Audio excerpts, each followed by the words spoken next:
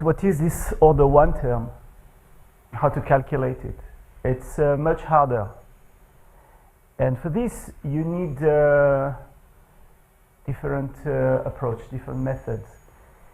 Because it contains basically this order 1 term contain what is called the regular part of the Green's function. So I haven't talked much about Green's function.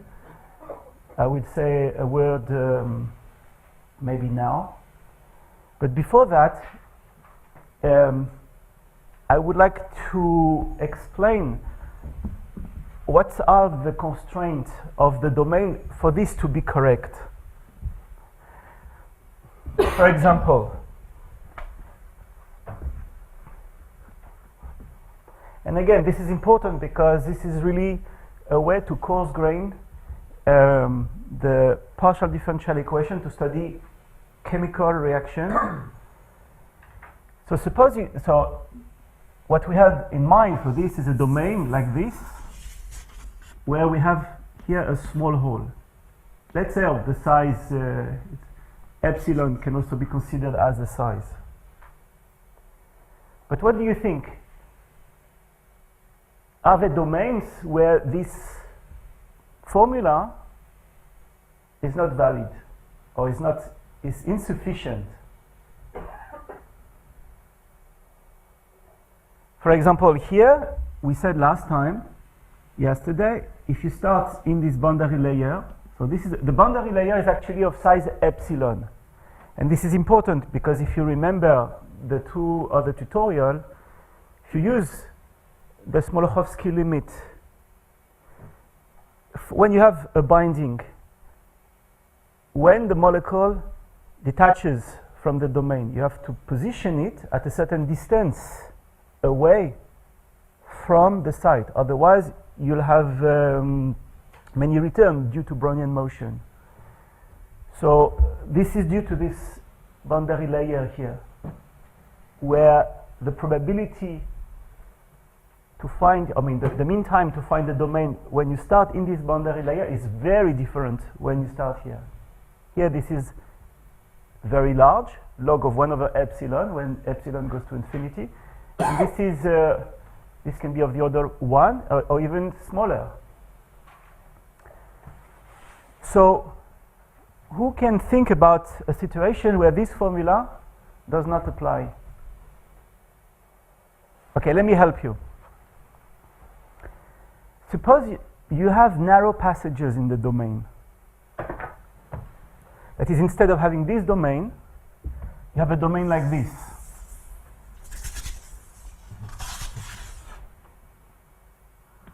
And now comes some of the geometry. If you have a passage where the radius, basically the radius of this passage, the width here is of the same order of this. If you start here, or if you start here, it's not going to be the mean first time. It's not going to be the same, because here, basically, you have to go from here to here, which is basically the formula here. And then what happens if you are, let's say, in the middle? You can either go back here, or continue like in here. And this can produce much longer mean time. And this is important because if you think, for example, during cell division, where you have the mother and the daughter cell that start to divide, you have these narrow passages. And this, we will study what happened here later on. One more remark on this formula. What is log of a big number? If you have $1 million on your bank account, I'm talking to people that feel that they are concerned, right? And if you take the log of it, how much you get in the end? Number of digits. What? It's the number of digits. That's right. You feel you feel bad really after the log. So, what does that mean for this formula? It means that the order 1 term can be significant because this is of order 1 and this is also of order 1. So in some cases, it's important to be able to calculate the order 1 term. It can contribute, let's say, for 30% of the mean total time. Okay, so those are the remarks for this. Yeah? O1, is it little o or capital? Capital O, yeah, sorry, capital O of 1. Is it in epsilon or in what? In epsilon. This is an asymptotic expansion in epsilon. And epsilon or in 1 over epsilon? Order 1. Order 1 means constant in epsilon. This is something, this is going to be a constant here. For a ball, it's actually log of 2 minus something, or log of 2 plus something. So this is an order 1 term. This is a constant term that depends on the geometry.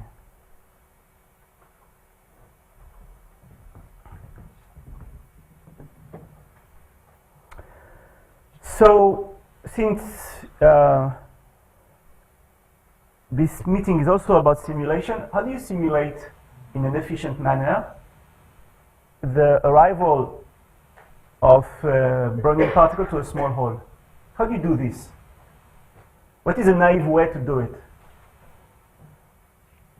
The naive way to do it is to be naive, which you take the classical description, I mean the discretization of the Brownian motion using Euler's scheme, and you move. So how long it will take?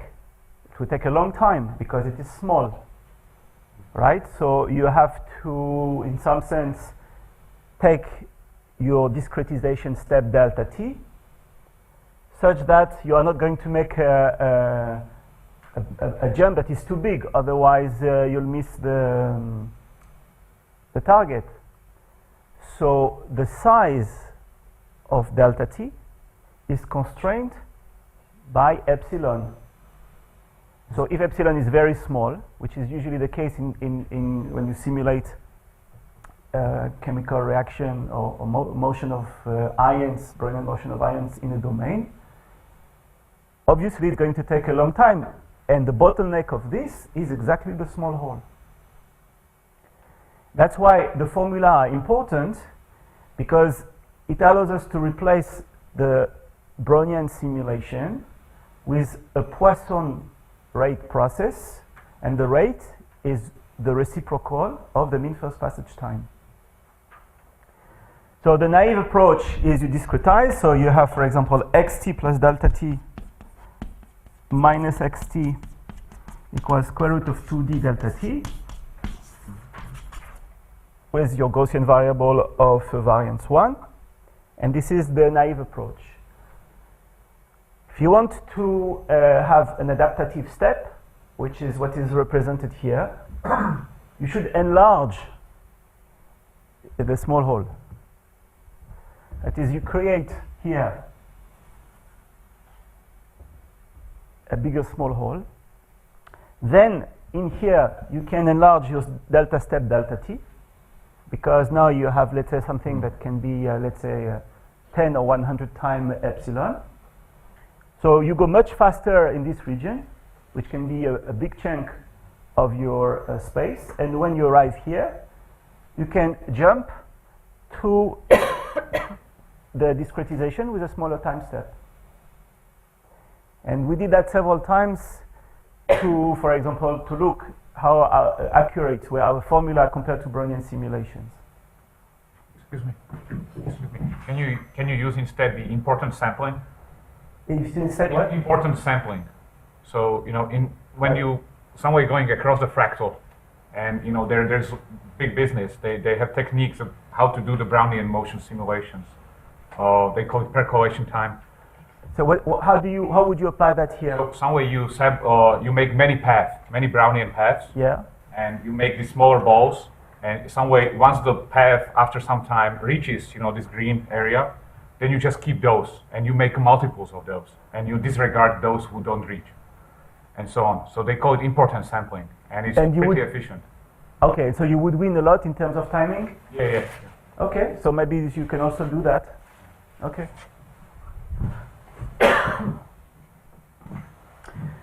So this is more like a technical remark. I will, so maybe I should say that right now, and maybe say it again. Following these small lectures of 3 hours of today, I will do a more complete class every Friday from 2:30 to 5 in the seminar room number 2. Right? And for the Cambridge students, I got permission to grade essays. That is, you can write something about, and I can grade you. I got permission from the university. Okay, and I'll say more things maybe at the break, during the break. So, the Green's function is by definition in dimension 3 the solution of Laplacian n equal minus delta plus 1 over the volume. And you can have here this Neumann boundary condition, and this is such that when you integrate this over the domain, integrating 1 over omega over the domain is 1, integrating the delta Dirac is minus 1, so this cancel out, and so that we have this compatibility condition. Now, what is the expansion of the Green's Neumann function? Well, this is big business, but basically for x and y close enough together, the term that is the most important in dimension 3 is 1 over y minus z, 1 divided by 2 pi when one of them, actually even when two of them, but at least one of them is on the surface of the domain. And this is very important because when we calculate the mean first passage time, we use that one of the points is on the boundary. And here, if you're familiar with the classical Green's function, it's usually 1 over 4 pi. So here you have an additional term that comes from the image charge. That is, if you have a wall, you have the additional image charge that contributes to this. That's why here you have 1 over 2 pi. And I told you yesterday there is another a new singularity that was unknown even 20 years ago, which is proportional to the log of y minus z. This is what you have in dimension 2. And L of z and n of z, this is the mean curvature at the point z, and plus a regular term. So this is important because this plus the fact, so let me now give you another piece of information, and I will just mention the result in dimension 3. I will not go through the detail of the calculation. So in 1873, Weber came out with the following question. It's called the electrified disk problem. It's a classic in electrostatic. What is the field generated by a disk, a charged disk? What is the field and how it decays? For this you have to solve Laplacian u equals 0 outside the disk. U, it is equivalent to solve u equals 0 on the disk, and du dn, and du dn equals 0 here, and at infinity u goes to 1, so that the solution is not 0. It turned out that when you use this also can be the interpretation can also be equivalent for a fluid moving through this hole. But what is interesting, this problem can be solved. This is the solution. But what I would like to draw your attention on is the fact that the flux at z equals 0, so z equals 0, this is the plane. And when this is a disk, the flux is singular. The flux is singular. This is also the probability flux. The flux is singular means for r equals to a, it is infinite, and the singularity is 1 over square root, so it's an integrable singularity. But so if you think about Brownian motion, it means that when you the flux through this hole, the probability that you enter, the probability flux, is very high. It goes to infinity at the boundary. So most of the particles will enter through the boundaries. And now this is important because if you want to solve the narrow escape in dimension 3, this is the flux you have to use, not a constant as we did for the dimension 2. And again, I'm not going to go through all the detail, but basically you can calculate the mean first passage time. It is proportional to the volume. A is the radius of the small hole. This is the mean curvature, and there is a term A log A. Now, what happens if instead of having a circular hole, you have an elliptic hole? So this is quite interesting because now the mean first passage time depends on the shape of the hole, and this is the elliptic function that is described here for an ellipse of big size A and small b. So this is an important result because the shape of this absorbing part of the absorbing patch is seen by the mean first passage time. All right. So if you have a molecule, if you have a binding site, you can always approximate it by a ball. But this tells us that actually we're making some mistake because the mean first passage time account more of the geometry than simply the radius. And the total expansion for a general hole actually is unknown. And actually, okay, when we'll go for the open problem, I'll discuss one of them.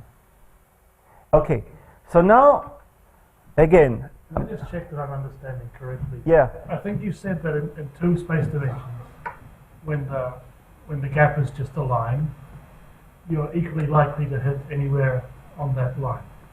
Yeah, dimension 2 is very different from dimension 3 space dimensions, when the gap is a circle, yes, you're more likely to hit the edge of the That's right. circle than the center. that's right. So now, let's continue on some aspects of the geometry. Suppose you know the mean first passage time for one hole. Now suppose you have two holes. Who is telling me how you affect the mean first passage time when you have two holes? So for one hole, let's say the mean first passage time is tau, right? Now you divide this space, and we have two holes. What do you think is the mean first passage time for two holes? Naively, you would say the mean first passage time for two holes is the mean first passage from one hole divided by 2. No? Why? Oh, all right. Under which circumstances this can be true or not true?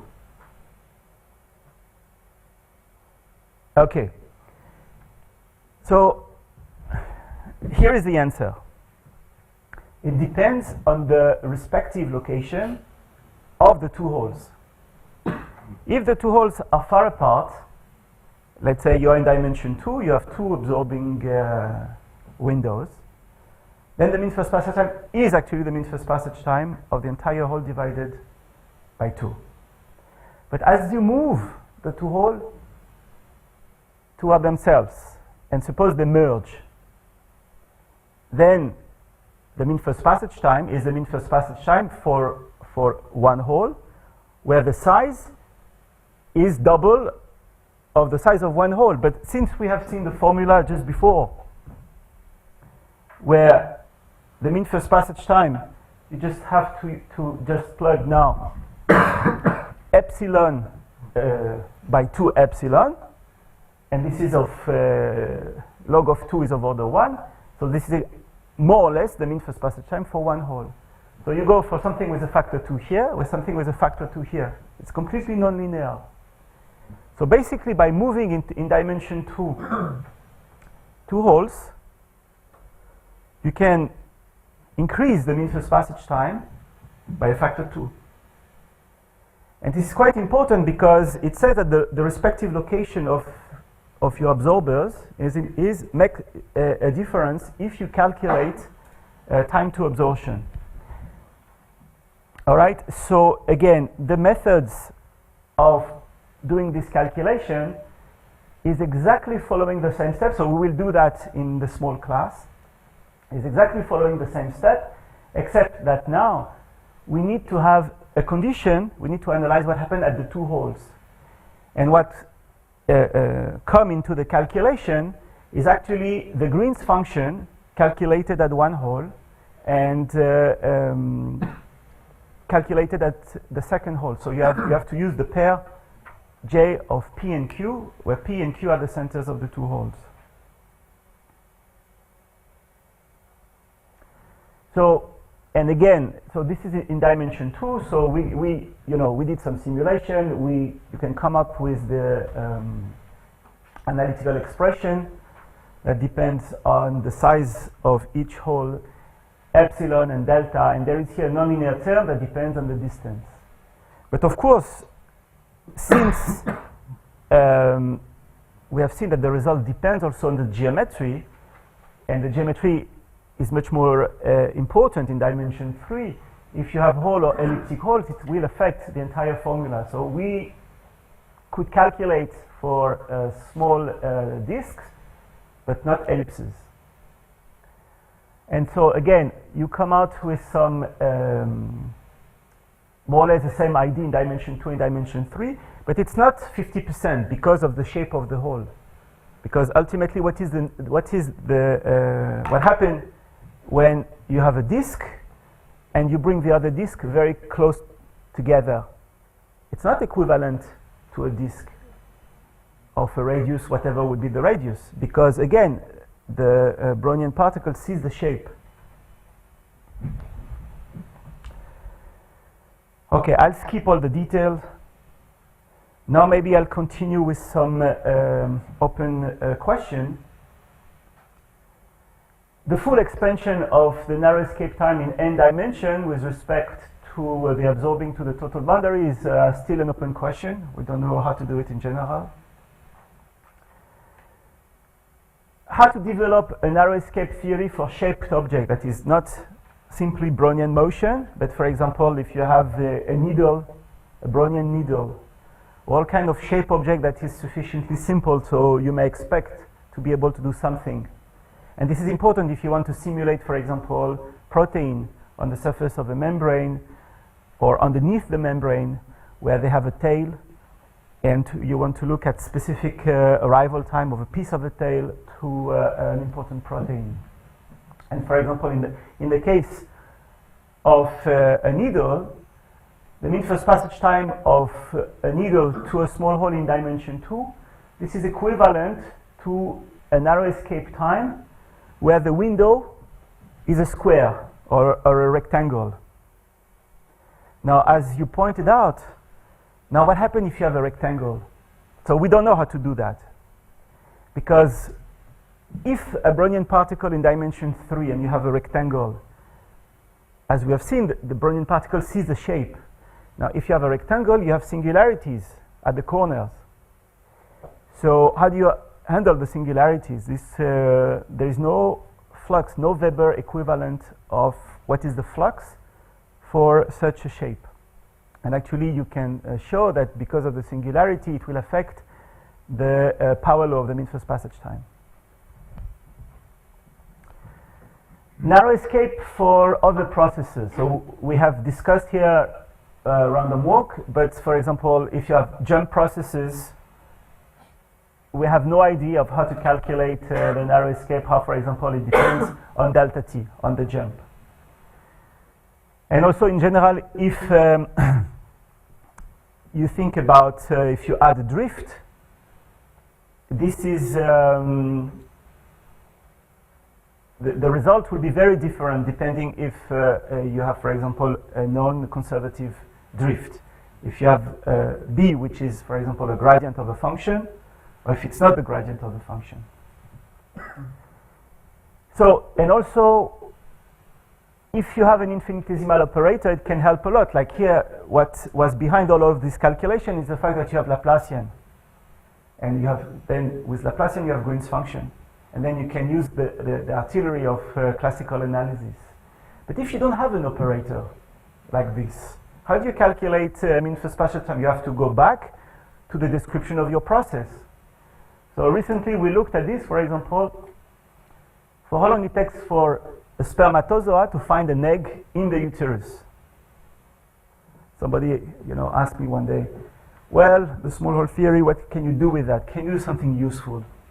So I said, what do you mean by useful? I said, well, why don't you look at, a small hole in the uterus and how the sperm are finding the egg. We don't know really, how it works. Okay, this is a long story, but I could continue on and on, because now you can ask, what are the trajectories of spermatozoa, and how you get this information, how you model them. But what was clear from the data we could look at is that, for example, a spermatozoa can be well approximated with a line until it hits an obstacle where the reflection here is random. And so suppose you have a process like this. Suppose you arrive here, you reflect randomly. How long it takes to find this small hole? There is no operator, no Laplacian, nothing that you can use. So then you have to go back, into looking at the path and try to calculate something. But in general, we don't know how to do it. Okay, so for those who are interested, if people are, some of you are interested in looking at one of these questions, feel free to just buzz me. Yes? What if you have a deviation from the Markov property? What if you have a correlated random walk, for example? Yeah, this is a good question. We don't know much. For example, for the anomalous, so there is a big industry about anomalous diffusion, how you study anomalous diffusion. There is no, to my knowledge, at least from the group of Metzler, Klafter, there is no result about a narrow escape for anomalous diffusion. Because most of their result is in dimension 1. The dimension 2 is already very hard.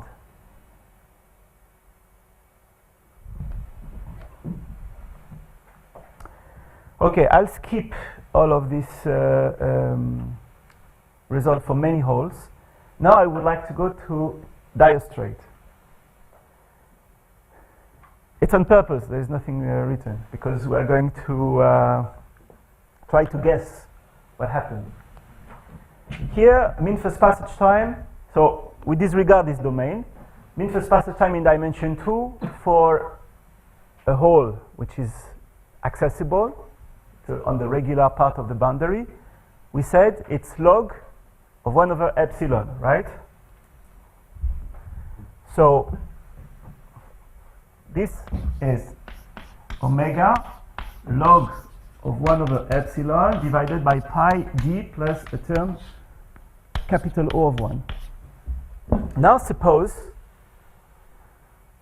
we have a hole hidden inside the cusp. So you have now a domain like this, and this is your absorbing part. How long it takes to find this part? So it took us maybe 2 or 3 years to develop the methods that I will summarize for you in 2 or 3 slides. It's not anymore a regular part of the domain. So you cannot use all the classical theory about Green's function, about approximating your domain by having something smooth, where you can use the parametrization of the boundary according to the length. It's not smooth. So it should affect the entire calculation. So what do you think? Is it longer or is it shorter to find something that is hidden in a cusp? Shorter? Who is for shorter? Okay, so everybody else is for longer.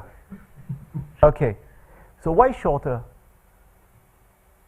Because you need to find first the hole closer to the tunnel outside, and that hole is gonna be constrained to smaller volume to find that. Yeah, but if you think about a procedure, numerical procedure, and you reflect according to the classical Snell-Descartes reflection, when you arrive near the curvature, basically you are going to be reflected in a direction that will be outside the direction of the cusp. So it's going actually to be very hard to make your way inside. And so the result is the following. The mean first passage time in dimension 2, to find something that is hidden here between two circles. So you have these circles and this is the cusp, and you have to reach here up to the line. It's the volume here of the domain divided by square root of epsilon, and r here, this is the radius, the radius of this circle. So it becomes 1 over square root. So we are going from log to 1 over square root. This is a much longer time scale, much longer, because log, we said, of a big number, it's of the order 1, and now 1 over square root, this can be significant. If you're on the surface, and you are looking at this question on the surface, let's say, of the ball with the cusp. Now we are living on the surface in dimension 2, and if you have the expansion of this shape, which goes like with a certain power law, the mean first passage time actually depends on this power law. It's 1 over a. A is the size ultimately of the radius of the cusp. 1 over nu divided by 1 plus nu, where the expansion of the geometry near this cusp is like this. And in dimension 3, for a surface of revolution, the mean first passage time is 1 over a to the power 3/2. Not 1 over a, but 3/2. So the shape of the hole matters, and this is important if you study diffusion, because in cells you have a lot of this bottleneck, a lot of this type of shape where you have narrow passages and things hidden inside inside the cusp. And the mean first passage time, if you want to coarse grain your simulation, you have to use this type of mean first passage time in your Poisson process. R is the radius of the circle. I'm sorry? Capital R. Capital R is the radius of this circle here. So it's like the curvature of the curve that characterizes the curve. You can also do it with 2 radius of curvature. The formula is a bit more complicated, but I think it's important just to get the idea of what you get, how things are affected. Omega is the volume, epsilon, this is here the size, the length, and here A is the radius of the disk here at the top.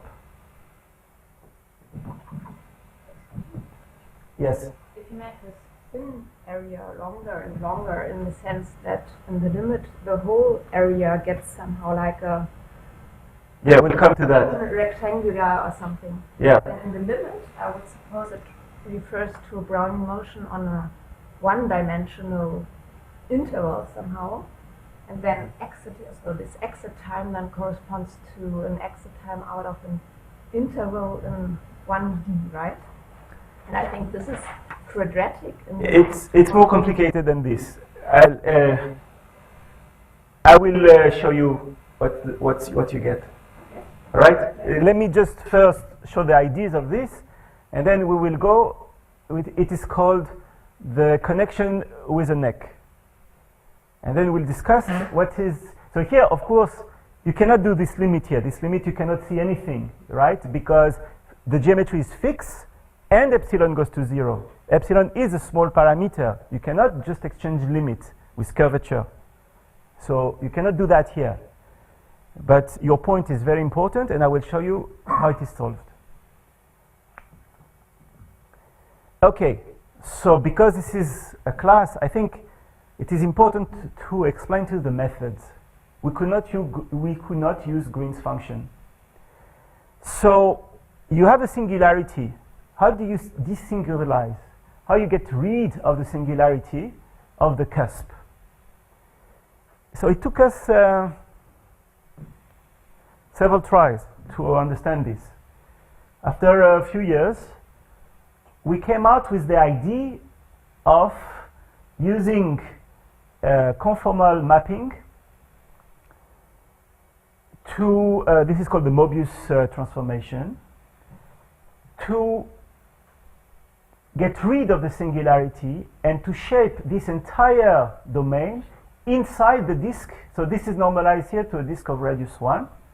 So you can renormalize everything so that the entire shape enter into the disk with a particular geometry. So if you take this transformation, z minus alpha divided by 1 minus alpha z, where alpha is connected to, it's equal to -1, plus or minus because I never remember which one is the good one, square root of epsilon. I mean, you have to do it, and you see which one is the good one when you do the transformation. Square root of epsilon. So now, you all know that if you have to solve Laplacian u equal -1, now this is a classical exercise in complex analysis. What is the solution? What is the expression? So if you have Laplacian u equals -1, right? And I would like to map this entire equation inside the disk using the conformal mapping. So what do you have? You need to have, so you have u of z, and this is v, let's say, of w, where w is a function phi of z. So how do you change Laplacian? You have to make the, actually, I wrote it this morning because I always make the mistake to do the inversion incorrectly. Yeah, so when you calculate the Laplacian of this is Laplacian u of z, which is u of z is w of phi, so this is phi prime of z squared, Laplacian of v, and this is equal to -1, v of w. And so what you get from this is Laplacian v equals -1 divided by phi prime of z, but z is phi -1 of w. Right? I haven't changed anything. I just changed the domain. So this is what is written here.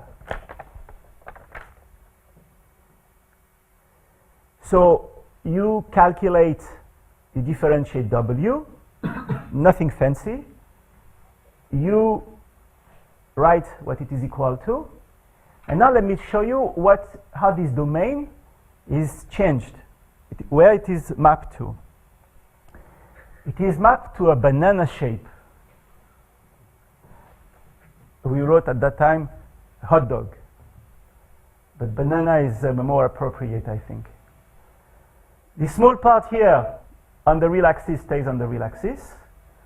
The two parts here of the curvature are mapped beautifully on the disk, because what is on the disk stay on the disk, because it is the invariance of the Mobius transformation that leaves the disk invariant.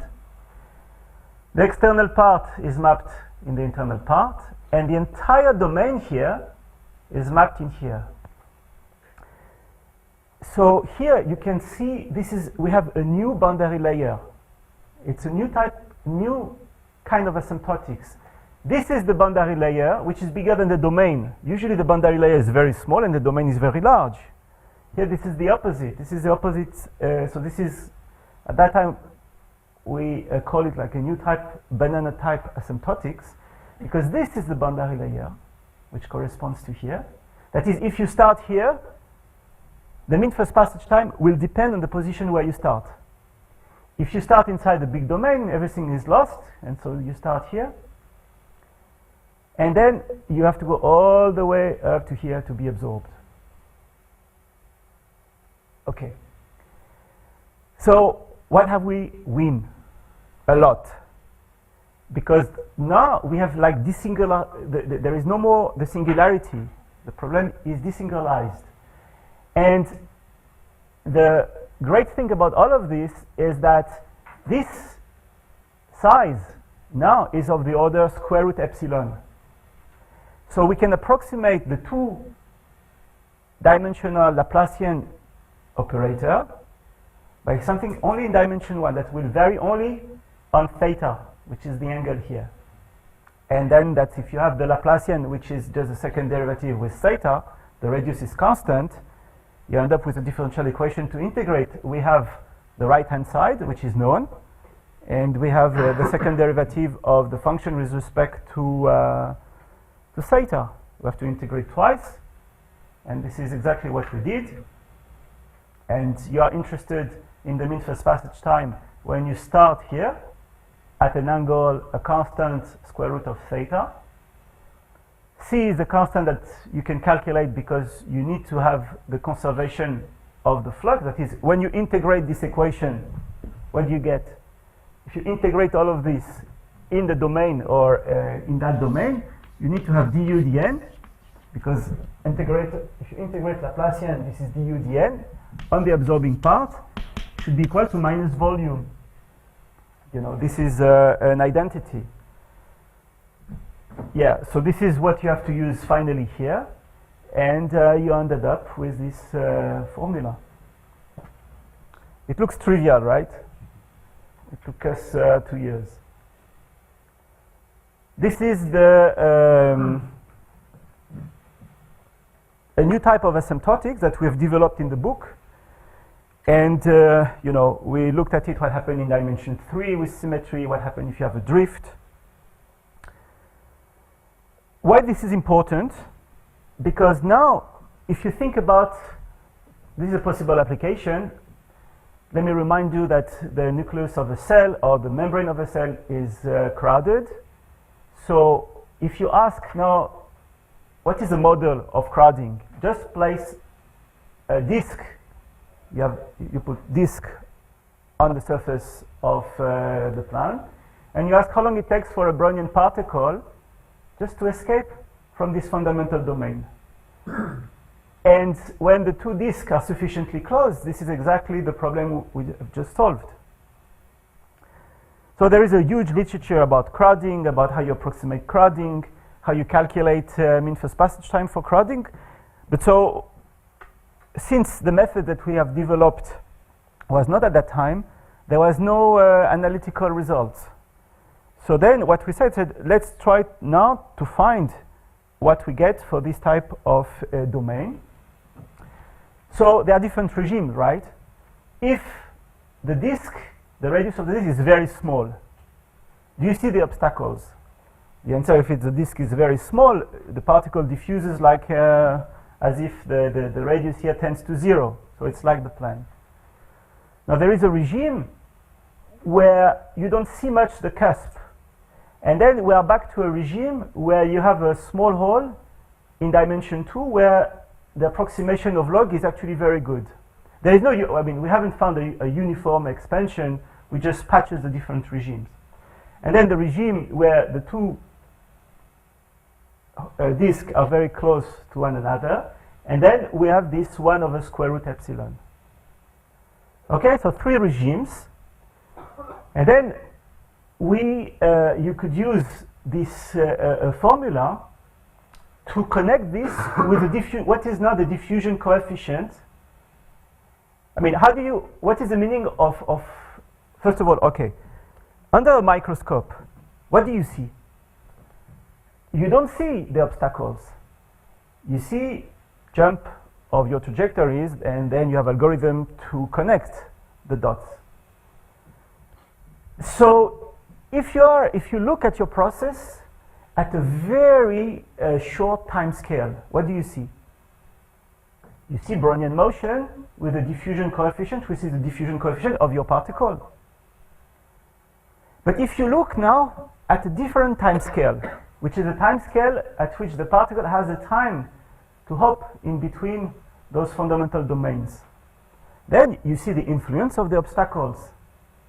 This is the second time scale. And in between, you have to, this is an example of, you can imagine that one slope here, this is the mean square displacement. One slope is for the real diffusion, and the second is the effective diffusion. So there is a regime where you have to switch between this curve and that curve, where you can see some kind of anomalous behavior. Because you are in a specific regime. But if you are in a regime where delta t is large enough, you'll see the effective diffusion coefficient, which can be calculated. So now this is the way to coarse grain your process as a jump process between the neighboring square here, 1, 2, 3, and 4. Or this is equivalent to have a diffusion equation with a diffusion coefficient, which is 1 over twice the mean first passage time. Why twice? Because when you arrive here, there's a probability to come back. And this is not the mean first this is not the transition. To make a transition, you have to make sure that you fall into the second one. L is the distance here between the disks, and you have this divided by 4.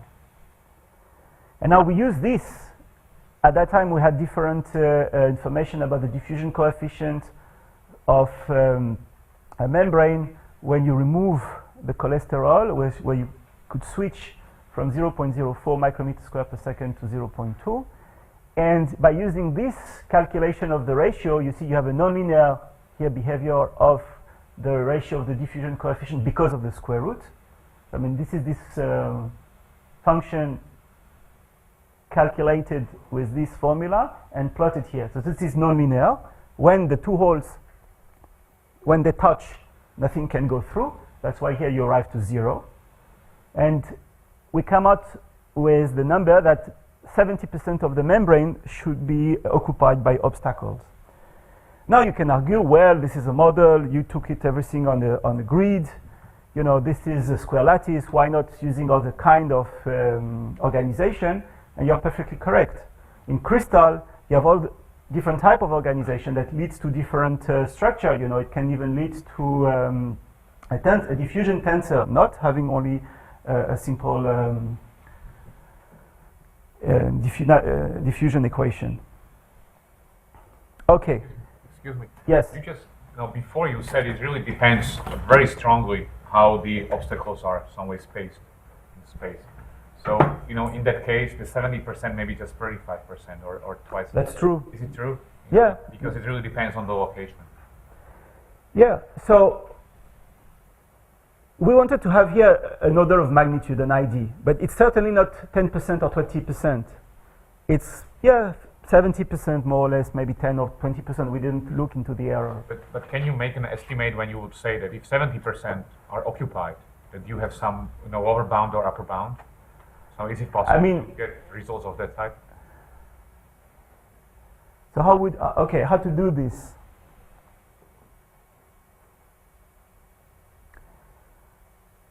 Okay, so you can think about having, for example, disk of different sizes, of a random size, and you describe this with a law that you are giving in the system. Yeah, it would be interesting. I haven't done it. I think nobody did it. But you see, it's important to have a regular pattern, because if you throw things randomly, you ended up having cavities. And if you have cavities, then if you have many cavities, then you ended up having a small hole problem, the time it takes to escape from a small hole, which can affect a lot the entire diffusion coefficient. And these cavities may be with a spatial dimension that is different from the size of these obstacles. So the way you are you are looking at your question, the restriction you are imposing to yourself about the distribution of the obstacle might be very important. But this is this is an interesting question. Sure. The short answer we haven't done, and if you want to try, I think it's interesting. Okay, I will skip this. I'll skip this, and I would like to finish with what you suggested. Somebody suggested about the neck. Now let's discuss escape with the neck. So we'll see, we'll connect. This is a non-smooth connection. We can also connect smoothly. Now I'm going to open, we have to bet now. It's good that when money is involved, you think twice about your answer. Next time I bring chocolate. It's easier with chocolate. Okay, now here comes the question. What is the mean first passage time? How long it takes to escape from a domain with a neck? So if the neck here is 0, in dimension 2, the answer is here. Volume divided by pi d log of 1 over epsilon. We just did it. Now we add a neck. What do you think?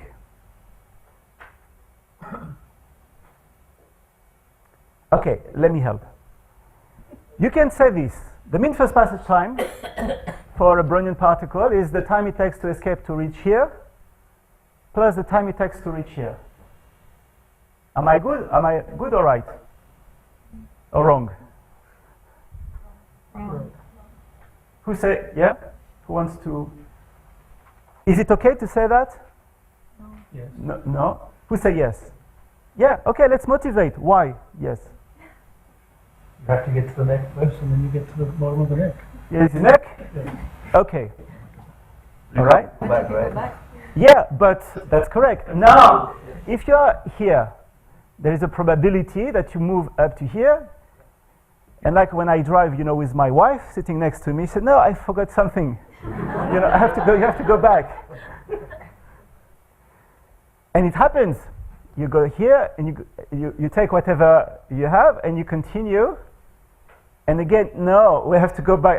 And so you can continue an infinite number of times. It's important to choose, your partner to make sure about your choice. That's why it takes so long, Okay, so indeed. So now let's think about it. You start here. You start moving. Now you're in a cylinder. You go back. You reach this point with a certain probability. You are going to escape the boundary layer. And when you escape the boundary layer, how long it takes to escape again? How long it takes to escape when you are inside, at any point outside the boundary layer. This is exactly this, because it doesn't matter where is the point where you started, because you're outside the boundary layer. So all the points here are equivalent. So you are lost again, and you are again to start afresh, like a renewal mean first passage time, starting from here.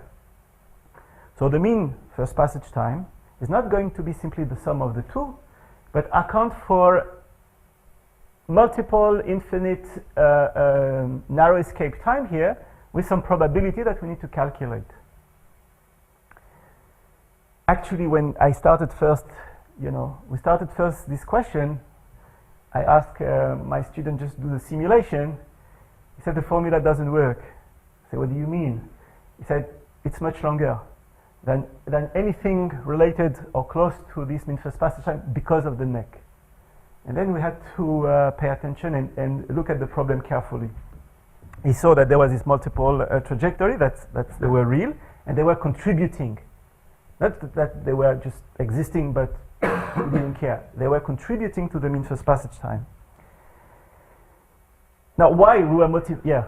So, but just intuitively, I mean, if you would have a ball with the same volume of the ball and the neck, because then also you have a bigger volume from which you first have to get to the little hole. But here we're always in the situation where the radius of the neck is small. This is otherwise, if you don't have the small parameter, you cannot even start the analysis. Yeah, I thought like maybe for some. Yeah, exactly. Because if the neck is quite, like in the picture, it was quite broad, then I guess if you would compare it to just a sphere with the same volume, I mean, then this neck has a volume on it. Yeah, the fact that we have a small radius is important. Now, why we were motivated, I mean, you have to be a bit vicious to start to put a neck where there is no need of a neck, right?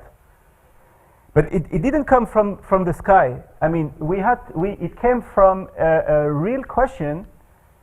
This is dendritic spine. So let me state it again, because I think it's very important. How many neurons do we have in our brain? About 10 to the power 11. How many synapses we have? I mean, the neurons have, per neuron, how many synapses you have? About 1,000. Plus, you multiply by the number of, mammalians and species that are living on Earth. And so, on a single neuron, you can have up to hundreds of thousands of this structure. Hundreds of thousands. Not all neurons, in spiny neurons. So, we have here a structure that is extremely abundant. And again, we don't know much about why the connection between two neurons occur in this structure. However, you can see here a spine under a glutamate condition where you have a neck here and it connects the head, and you can see here increasing when you put glutamate and decreasing when you put a large concentration of glutamate. I have to tell you a story. So when this paper was ready, my partner decided to call this the dynamic of an erected spine. So I said, why you choose this title? So it's going to be provocative. I said, sure. So they submitted to the journal, and then we got an email from the editor. Says, I like your work, but you have to change the title. So we did. We had another a paper like this. It was in 2004. It was about the mean first passage time with a killing. So we named the paper Survival of a Trajectory Under Killing. So it was, again, at the same time there was the Gulf War. This was for PRE. We got a special email from the editor. Please change the title if you want the paper to be accepted. Okay, so this provocation is to say that things can change dynamically, and it's important to see how it affects diffusion. And actually, this is what my biologist partner did. They look at diffusion in the structure. This is a time scale. So you see it's well approximated. So you are looking here at calcium entering here through the structure, and they are measuring calcium, how it decays in the structure. So this is diffusion. I think they use even a dye here, a special dye to start also looking at this. So you see 100 something. Now it shrinks. Now you see that how it has been shrinked here, and then when it goes back, you can see how things, it doesn't go back to the same point because it may have changed, but it affects diffusion. So what is now the exponential rate that you would like to fit here? If we agree about this narrow escape and it is small, then the process should be exponentially distributed. It should be Poissonian. And what should be the rate? It should be 1 over the reciprocal of the mean first passage time. So now we are left with calculating the mean first passage time. Sorry, what are you plotting on those graphs? I'm plotting time versus numbers, concentration in here in the head. In the head. Yeah, I think. I think everywhere. But you see, it's usually in the tube there was small amount. So yeah, I think it's everywhere. Well, so the blue. Actually, no, it's not correct. The blue, I think, is in the head. And then they looked at the different colors. I think they took different patches here to look at along the spine, how things were changing in time. So the calcium starts in the head and it gets out. That's right.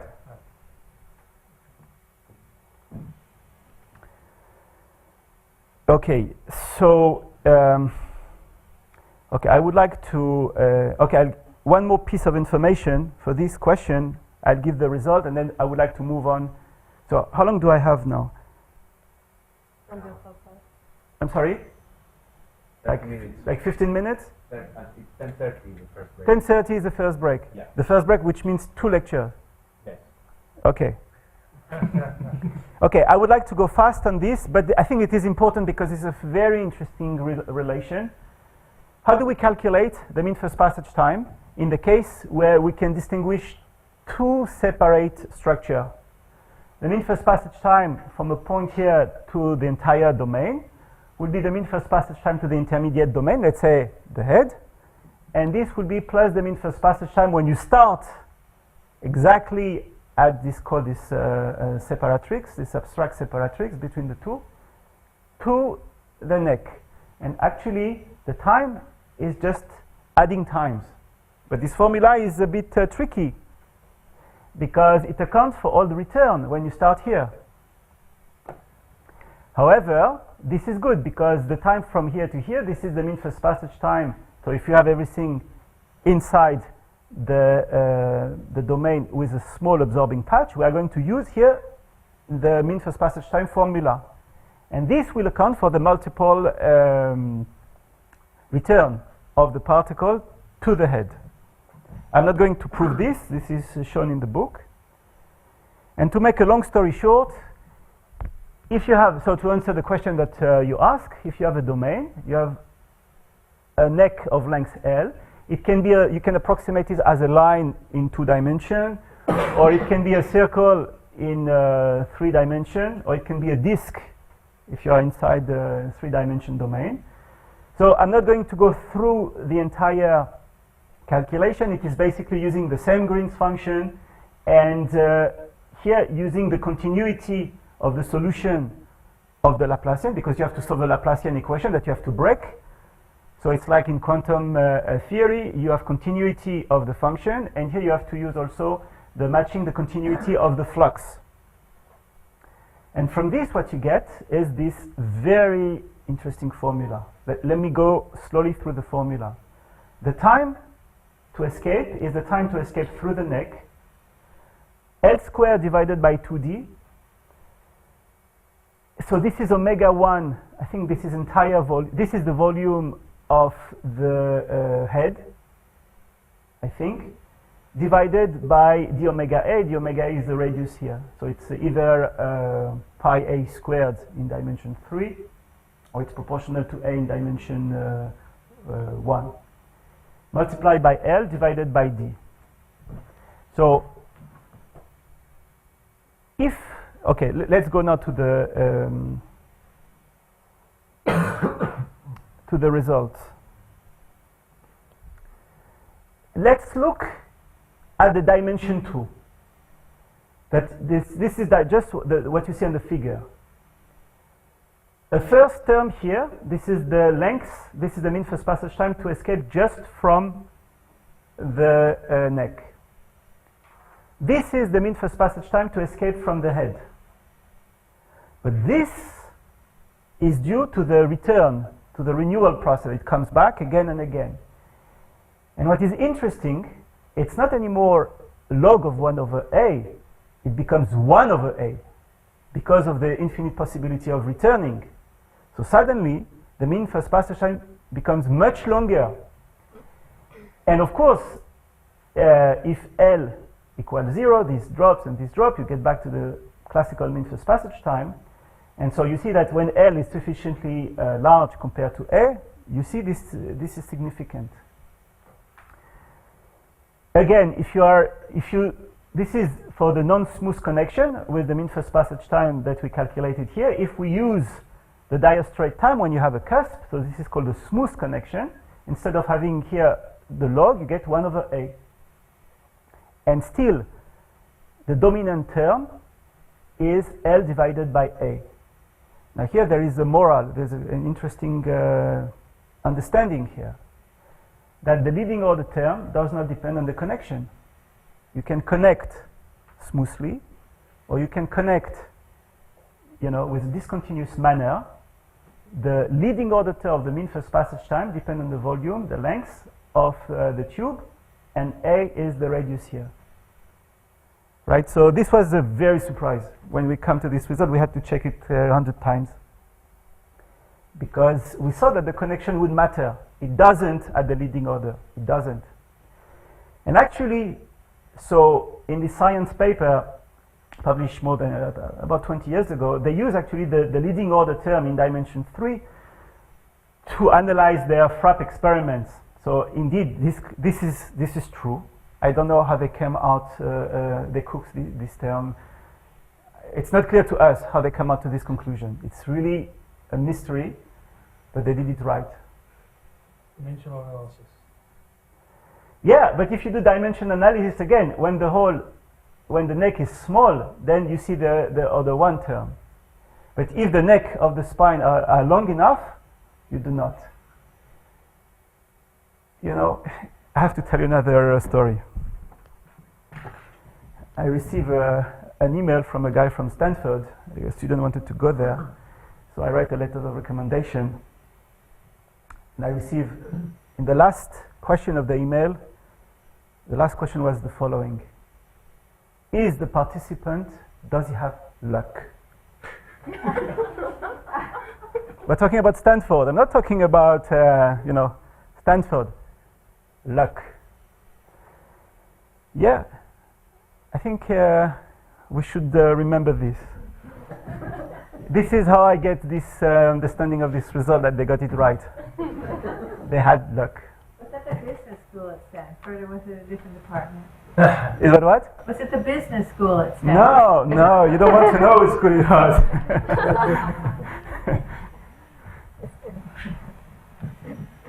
Yeah, this is, luck is something, I mean, it's not part of these lectures, but we should think about it because we're talking about stochastic processes. Luck is, maybe something important. But yeah, so that's the result. It's independent at first order and it works. And then this is important. And now in this paper was not about diffusion, it was about electricity. And now you can ask another question, and I'm not sure I will have time. It's how you connect diffusion with electricity, with Poisson and Planck, because they use this time to say that this is related to the resistance of the neck. Now, what is the resistance? What is the meaning of you know what is the resistance of an electrical device? You know, you have electron moving in the copper, and it has been studied. It is well less understood what is the resistance of the neck. And actually, they said that the resistance of the neck is proportional to 1 over this mean first passage time. But this is certainly not the right way of thinking. Because how come you can have a resistance of a structure, which is just the neck, that should depend on the volume of the head? Cannot be. Because the resistance has to be intrinsic to the structure you are looking at. So to that day, electricity, which is electrodiffusion, diffusion presents an electrical field that is generated by the motion of ion. It's an open question. If you are interested, I think last year we have an opinion in Nature Review Neuroscience on this. We discuss what it can do and what it cannot do. And I think we still do not understand much about electricity in those small devices. And why it's important now? Because there are new dyes, new voltage dyes, where people can look under the microscope about the changes in the voltage. This was not possible a couple of years ago. Okay, let me now skip. We're going to move on to a different lecture, which is supposed to be lecture number 2. I want, maybe I'll say what I want to say on this. This is about a stochastic chemical reaction. And I would like to present an analytical aspect. So we have seen with Sam and Dave, really numerical aspect, how you calculate, how you do calculation with this. Now I would like to look at analytical results. Why this is not moving?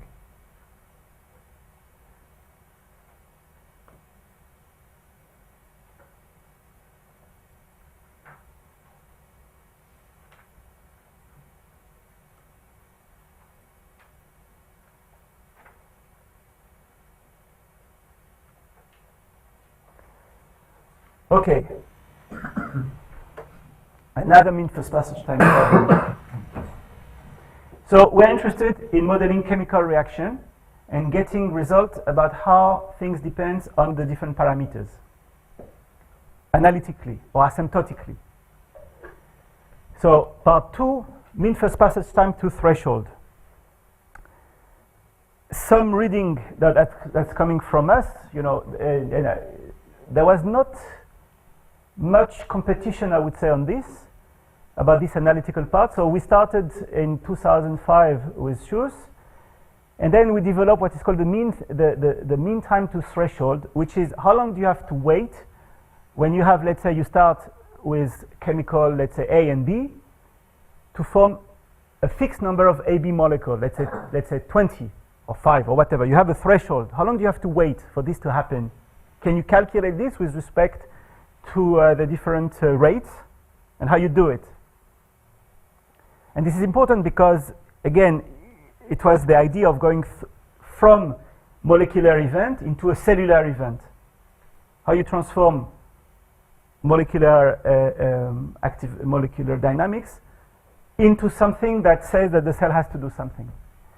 And if I have time, I'm not sure I will, there was 2 applications. One is for the separation of the spindle pole body when the 2 chromosomes are teased apart. And there was another application with Kevin Burrage about what's the probability for a messenger RNA to escape the nucleus where you can have microRNA that can come, and if there is enough of them, it is degraded.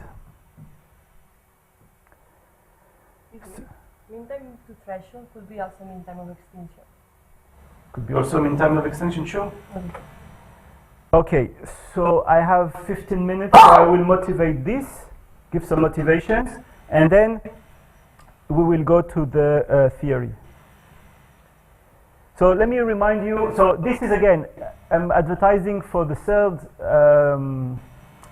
third workshop. Yeah, that's going to be about, so my student who became now an assistant professor in Paris, we looked at photoreceptors and the response. So this is an eye, you have the light. This is here a layer of the retina. You have here this very beautiful alignment of cones and rods. Cones are able to detect many photons during light, and rods are responsible for night vision. And so if you magnify, or if you do a representation of a rod, it's a collection of discs. And if you record from one of these, you see those bumps. And those bumps are the response to a photon. And those are averages. When you average, so when you look at data, you have to make sure about what you're looking at. This is the noise. Nothing happened. And so sometimes you send a photon, you record, and there is nothing. And sometimes you see this bump and you average, so that's why it's very smooth and very beautiful here. And so the question is, what generates those bumps? What is the process? What's the amplification process? So actually, you are interested in a chemical reaction where you start by one photon that hit a certain molecule. This is called the rhodopsin. The rhodopsin will move by Brownian motion on the surface, and each time it will hit a specific G-couple protein, there's a reaction going on from GDP from GDP to GTP, and then this molecule has become activated. So you go from this activated rhodopsin, what is called a transducin, and it becomes an activated transducin, and then transducin activated a molecule called phosphodiesterase, which is PDE, not partial differential equation, but phosphodiesterase, that becomes activated, and it also can be deactivated. But this ensemble of chemical reaction say that you have a certain number of molecules that are going to be responsible to kill some specific molecule that's called cyclic GMP.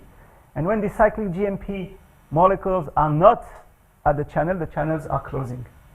So this is the entire process. Now you want to model it. You want to ask, for example, how many PDs are going to be activated? And this occurs in a single compartment. So if something occurs in a single compartment, how can you see something when you have 1,000 of compartments. Basically, if you change 1 out of 1,000 of the system, and if the cell is able to, let's say, look at the entire ensemble, 1 out of 1,000 is negligible. So you will not see a photon. Actually, there is a coupling, because when things are disappearing here, molecules that comes from the neighboring compartments are also hydrolyzed. And that's why you get things propagate by diffusion, by depletion. You deplete at some point, and everything that comes here is depleted. So you extend your process, and this is the second part of amplification. So this is again a sort of motivation of the question how you model this G-couple signal, that you go from one activated molecule to several on the surface. So this is model actually the Markov chain. So again, I'm not going to show that today, but in workshop number 3, I think we'll have 2 or 3 lectures on this. You can use the Gillespie algorithm to simulate this chemical reaction. And then you have to couple this to study the time-dependent PDE, phosphodiesterase activation. And then you have to calculate, to compute the hydrolysis of cyclic GMP that occur in this compartment, and you have to use some diffusion equation, and you use some homogenization theory to reduce this 3D to a 1D line. So you have to couple this with this reaction diffusion that occur on one compartment. And then also, I didn't discuss, but you have to model the noise, and what is the noise of inside the structure. And so I would like to give you an important result of this, of what you can find in biology. That when there is no photon, nothing entering the rod outer segment, the number of activated phosphodiesterase, that is a molecule that maintains the concentration of cyclic GMP, is about 1. Now again, I think 15 years ago this came as a big surprise, that in such compartment, the regulation of the chemistry that will define the noise. And again, what is the noise here? So here, yesterday, we heard about channel noise. Channel noise is the fact that the channel can flicker, can open, close, open, close, open, close. The time scale of this noise is 100 Hertz, 300 Hertz, if you look at the power spectrum. However, there is another noise called the dark noise that has been observed. This is this fluctuation here that you see of, and this is not accounted by the channels. This is, by the flickering of the channel. This is due to a process that has to do with diffusion, where when you don't have this important molecule that disappears, you have a local increase in the concentration of the molecule here that regulate the channel. And by random, so it appears and disappear by chance. It's a Poisson process. Sometimes 2 can appear. And when there is nothing, you can have a local increase. And so this creates fluctuations that changes the number of molecules in this compartment that will affect then the binding, the probability to bind the channel. So more channel will be bound, less channel will be bound. And this is of the order of about 30 Hertz, the noise, the power spectrum of the noise for this. Not 100, 30. And this is called the dark noise. And for many years it was unknown what was the reason for this. So it has to do with the flickering of a single molecule in this compartment. So this is remarkable that such a system which allows us to see single photon are so regulated, so well regulated. They work with few numbers of molecules. And that's why here you need a stochastic chemical reaction to account for all of this. Another thing we found out, and this is the result of really 10 years of work, this molecule is called the phosphodiesterase. We could calculate how long it takes, this is a mean first passage time problem, how long it takes for a particle to find here this absorbing patch. And here again, what was very surprising is that you are in a cylinder and you could not approximate it as 2D, and it's not 3D. You are in between 2D and 3D. Now remember, mean first passage time in 2D is log of 1 over epsilon. Mean first passage time in 3D is 1 over epsilon. And here that's exactly what you get. You get a combination of the two, 1 over A and log of 1 over A. This is the rate, if you have an absorbing patch, at which the particle arrives by diffusion to this small hole.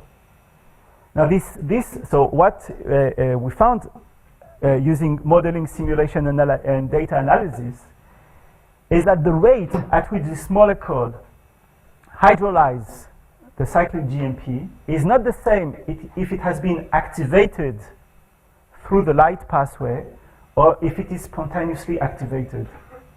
Let me repeat. If this molecule is activated because of the entire pathway, it has a certain rate of hydrolysis, which actually can be calculated from electrophysiological data. And if it is spontaneously activated, that is activated because by random, by chance, the rate at which it does its job is not the same. Now again, this came up as a surprise, and again, all of this is summarized in this literature that started more than 10 years ago. And again, there will be a special lecture about how you do all of this slowly and how you simulate the noise. You see, this is the noise. This is what happened when you put the wrong noise, and this is what happened when you put the correct noise. You see that you know, the property of the noise are very different. And here you have to average many realizations to be able to see the photon. But we don't average. The rods are not doing any average. You have to see what you see, you know, and very quickly. Otherwise, you know, if you are in a wild environment, you are eaten alive. So our idea of studying things by doing mean and expectation and an average, this is not what the cell is doing. So yet, understanding how it is, how you characterize the system by doing averaging, this is the readout, this is the what you can get, what you can read from the system. You cannot just get a single trajectory. So to open the box, I think is the important point to understand how you simulate the chemical reaction, how you do it correctly, how you get this information, and ultimately how you can use all of this to predict chemical reaction in vivo without killing the cell in vivo. I think this is a new trend now, how you use really modeling to extract such information without breaking the cell, because otherwise you will not see this. Okay, so I have 5 minutes to start and end the mean time to threshold, and then I want to move on in the next class about how you use all of this to analyze super resolution data. So this is, you have receptors that are fixed. Let's say you have a certain number of them, and you have a molecule that is moving by diffusion. We are interested in the first time that a certain number of them are bound. So of course they can bind and unbind. You can also say that the unbinding is 0. And so the question is how the mean first passage time depends on the threshold, t. And as you will see, it's nonlinear, and I would like to show you how you calculate this. Okay? So how you start all of this. So let me skip. How you start the story. You start the story again using the small hole theory for coarse graining. Because if the... Now we have... Okay, let's back up. We have now, in the previous lecture, we have understood what happens if you have many holes. If the holes are coming together or if they are well separated, we can calculate separately the mean first passage time. And this is exactly the rate constant. This is the time it takes to arrive to one of these holes. So now you can coarse grain the entire reaction diffusion. Because it's small, the rate of arrival is Poissonian, by a Markov chain. And now we can ask what happened between time t and t plus delta t. Suppose, so between time t and t plus delta t, only one event can happen. Either you have already k bound sites, and one of them unbinds. So you have, let's say, k plus 1, and you unbind with the rate k minus 1. That depends only on the local properties. This is this term here. Or we had k minus 1 bound site, and one event happened, which is one particle arriving to one free binding site. All right, between t and t plus delta t, this is the only two events that can happen. The probability that two happen is order of delta t squared, so we can neglect them. Or nothing happened. Those are the three possibilities. So you can write, so Dave Anderson did quite a lot of this during his lecture, so I'm not going to do it by hand, but you can write P of having k molecule at time t plus delta t equals probability of having k molecule at time t plus the three events that I've just described, which are described here. So you have k plus 1 binding site, and the probability that one of them disappeared is proportional to k plus 1. Or we had k minus 1 bound. So what is the rate of arrival? If you have k, it means that the number of free molecules are m0 minus k, because k are already bound. How many free sites you have? If you have S0 sites, and if you have already k that are bound, it remains S0 minus k. Am I going too fast? It's okay. So the end of the story is that you write here this Markov chain. You have the first, of course, the first one is different because you don't unbind, right? If you have 0, you cannot unbind. And the last one is also different because when everything is full, you cannot have one more. And here you have to be careful whether you have more of S0 compared to M0. So I'm not going to enter into this detail, but basically you have your Markov chains. Now, can you study it? Can you solve it? What can you get? So there is one more thing that I have to tell you. How do you now include in this ensemble of equation the time to threshold, the time that at capital T, that's it, you are done. This is not contained in this dynamics. It's like putting a boundary condition where you study a stochastic process. It's not contained in the dynamic. This is what you want. So you have to impose something here. So what you have to impose is that a state, capital T, is going to be the absorbing state. The state that when you reach here, you cannot go back. And this is exactly what you are doing here. You write the same ensemble of equation until T minus 1. And then, T minus 2. And you have a specific equation for T minus 1 because you cannot start from the state T. T is absorbing. And then you arrive to state T only when you have K minus 1, T minus 1 bound, and 1 arrive. And that's it. And then you have to normalize everything from 0 to T, not to any kind of total number. And now what is the mean first passage time to threshold? The probability that your system still exists between time t is exactly pt. And so the mean first passage time to threshold turned out to be just simply the integral from 0 to infinity of this pt. Well, 1 minus this pt, which you have to calculate from here. So if you start with 0, this p0, you have to solve the entire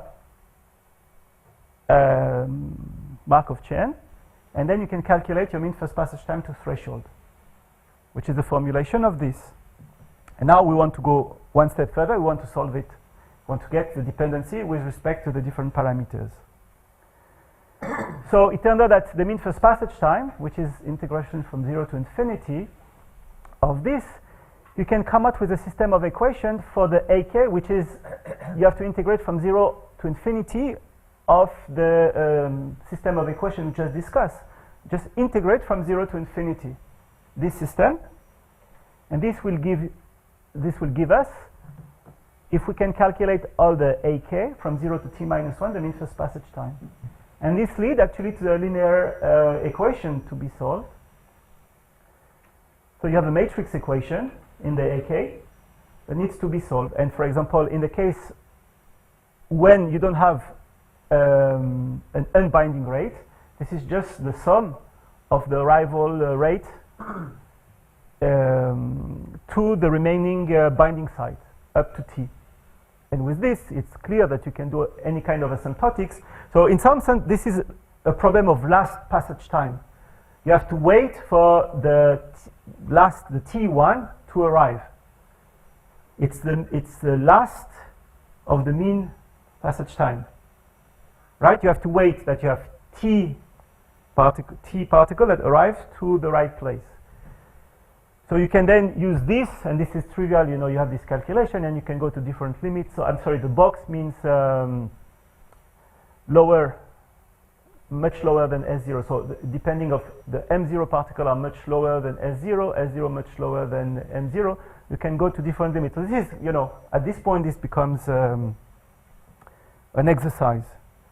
But what you can get also is what happens when you have also unbinding, and this becomes much more interesting, because then you can look at an exact expression and you have to calculate this quantity here. That depends, of course, on the forward binding rate, which is your mean first passage time calculated previously, the unbinding rate, and plus a term, and you can do again all kind of asymptotics. And from here you see that there is a non-linear dependency of the mean first passage time with respect to the threshold. And again, this is important because if you have in your cell to be activated, you need 5 protein or 10. It's not the same of having 5 or 10 because you have this nonlinear effect. And this might be important for the property at the cellular level, which are here derived from property at the molecular level. I think you must be cooked now. I'll stop. I'll stop all of this. I had, you know, much more. I'll stop now, and we'll resume. I'll try. I have 2 lectures to do in 1 lecture, but I will do only 1. I would like to show you. I think it's important how we use all of this material from statistical physics and stochastic processes to extract data from super resolution microscopy, and how you simulate in the image, in the confocal image, with a resolution of the super resolution, and how you find grid in between to do this. I think it's yeah, we'll see that. All right, so we have now half an hour break, I think. Okay, we'll resume in half an hour. Let's say at 11.